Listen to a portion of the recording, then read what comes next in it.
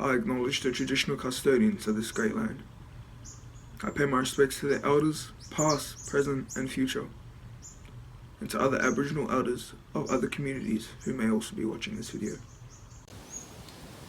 This year we're going to be unable to do our normal Anzac Day assembly. Our student leaders were really keen to pay tribute by doing the assembly online. On this day, above all days, we remember the Australian men and women who died or suffered in the great tragedy of war. On the morning of April 25th, 1916, Australian and New Zealand troops came under fire in Gallipoli. And it was then and in the violent campaign which followed that the Anzac tradition was forged. The elements of the tradition have inspired and offered an enduring example to later generations of Australians. Each year we pay homage not only to those Anzacs but to all who have died in service of this country.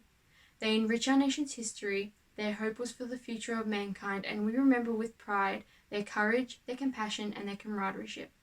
They served on land and air and in the sea in many places throughout the world.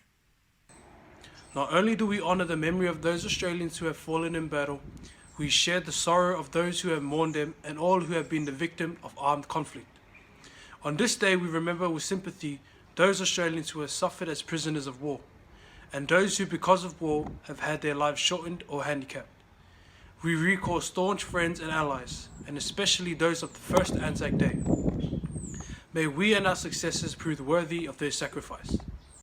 We also remember all those who contributed to the home front by supplying materials and moral support to the Australians serving overseas.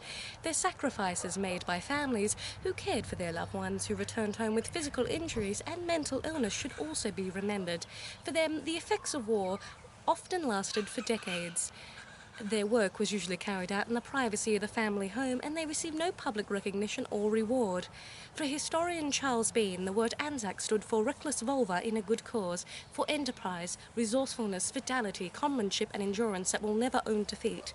These qualities of the original Anzacs who landed on the 25th of April 1915 can also be seen in the service of those who came after them in the Second World War, Korea, Malaya, Vietnam, and in recent conflicts like the Afghanistan and Iraq, and on peacekeeping operations like those in the Samoan Islands and East Timor.